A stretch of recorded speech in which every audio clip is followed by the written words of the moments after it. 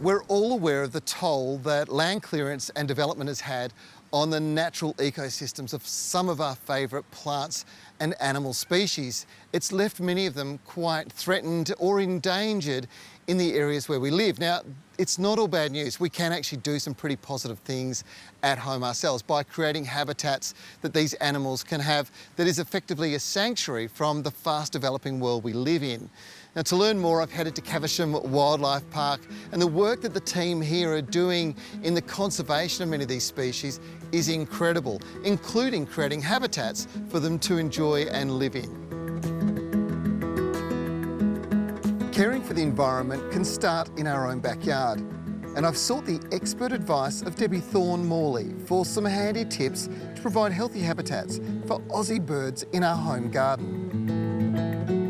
Deb, so many of us just love having native birds coming into our backyards, but it's all about creating the right habitat. And here at Caversham Wildlife Park, you guys have done that within your enclosures to make sure these species are super happy. How do you do it?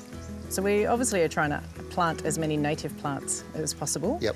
We try and plant them multi-layered as well. So we're catering for different native species by having different native plants at different heights. Okay. And those plants provide obviously a home, but they provide food as well.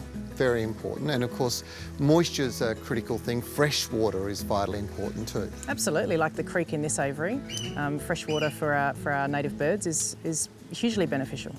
Many of the plants that you've chosen, I notice, are producing flowers and obviously seeds and fruits for the birds. That's a pretty important thing, but a lot of people tend to try and feed native birds at home. It's a bit of misguided sort of goodwill, isn't it? Look, I think the intention is good, Yeah. but it's usually bad. Yeah, we shouldn't feed native. We absolutely should not, because most of the time we're not going to be feeding the right food, and it's not going to be beneficial to those species. So very much like us, it's a lot better that we have it growing naturally in our home environment than it is somebody else bringing it in. Absolutely. It's all about creating habitats that will attract birds. Small changes in our home garden plants' choices can have wonderfully positive impacts on wildlife conservation. It's difficult to express the joy of having these beautiful birds close by.